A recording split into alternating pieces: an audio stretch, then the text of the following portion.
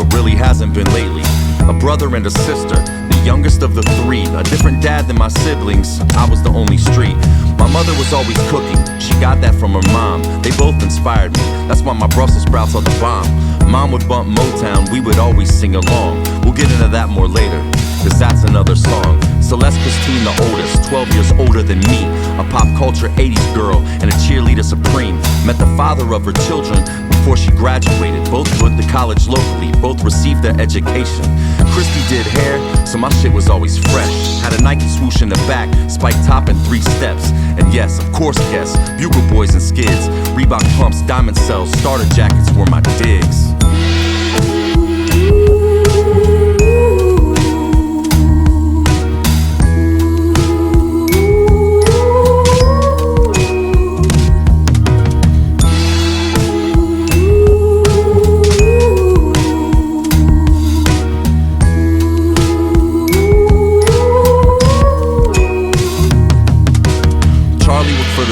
Supervisor of his peers, I knew all of their families, grew up together over the years. My dad was in the rock, Jimmy, Stevie, The Who, Pink Floyd, Led Zeppelin, and some Jethro Tull too. He would quiz me on the artists on our way home from school. The best steering wheel drummer, I used to think that he was cool. He taught us to hide emotion, he didn't know how to manage. He was bigger and stronger, and for that he took advantage. I never received the worst, my brother was there for that. But the day that he fought back is when I really looked up to Zach. My brother was a badass, an artist, the hardest. Never shied away from a challenge, I'd follow him into the darkness.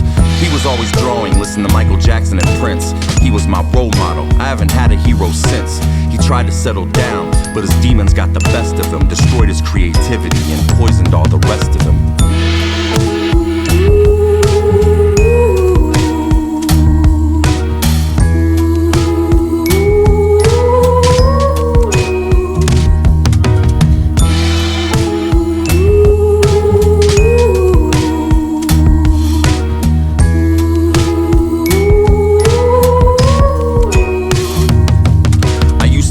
G.I. Joes with my bestie Joey Biggs. We rode bikes and had adventures, pretty normal 80s kids. 3 stitches in my chin, I wrecked my BMX. Hanging out with my brother's friends was a pretty hard flex. We played in television, bumped Huey Lewis and the news. Brandon Hook and I were tight, like the laces in our shoes. My parents separated in the summer of '88.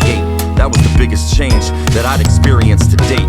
We moved in with Bob, body shop in the backyard. He taught me how to work hard, shoot hoops and drive cars.